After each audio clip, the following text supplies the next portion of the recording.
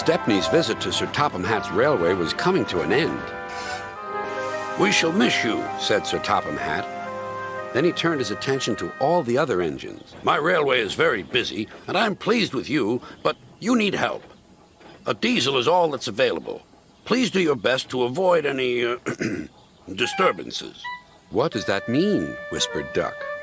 That means this diesel is difficult, snapped James. And he was. The diesel surveyed the shed. Not bad. I've seen worse. At least you're all clean. The engines glared. It's not your fault, but Sir Topham Hatt should scrap you and get engines like me. A fill of oil, a touch on the starter, and I'm off. No bother, no waiting. They have to fuss round you for hours before you're ready. The engines were furious. Next morning, they held an indignation meeting round the turntable. Disgraceful. Disgusting. Despicable. To say such things to us, cried Donald and Douglas. It's to teach them a lesson we'd be wanting. Now, how do we do it? Their chance came sooner than expected. The diesel was purring comfortably. An inspector watched a fitter making final adjustments. The wind tugged at the inspector's hat. The diesel was ready. Look at me, Duck and Stepney. Now I'll show you something. He rolled proudly toward his coaches.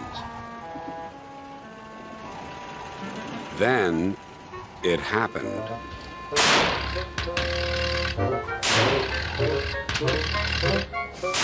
Shaking and spluttering, the diesel stopped. Meanwhile, the inspector was looking for his hat. The diesel seethed with fury as Duck and Stepney pushed him back to the shed. "My hat!" exclaimed the inspector. "You've sucked it through your air intake." "Bother your hat.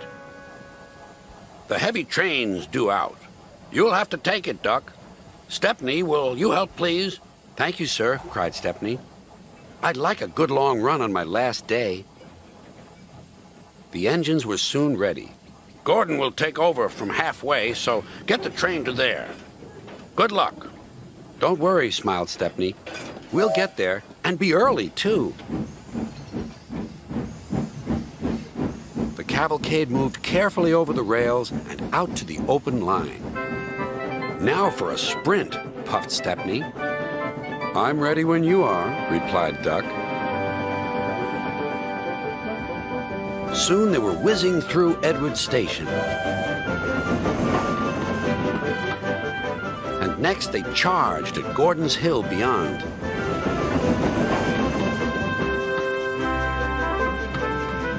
They felt the drag of the heavy coaches here. It was hard work.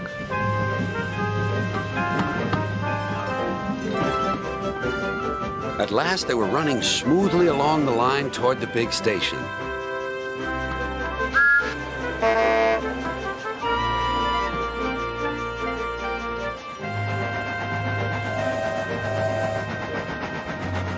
"Hello, you're early," said Gordon. "That's one in the headlamp for old Diesel."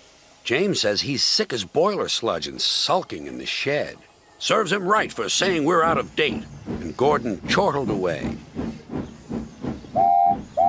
Next day, everyone came to say goodbye to Stepney. "Come back and see us soon," whistled the engines. "And you are always welcome on my Bluebell Railway, too," replied Stepney. Then he puffed away. And what about Diesel? He'd slipped out while no one was looking. But he left two things behind: a rather nasty smell and a battered bowler hat.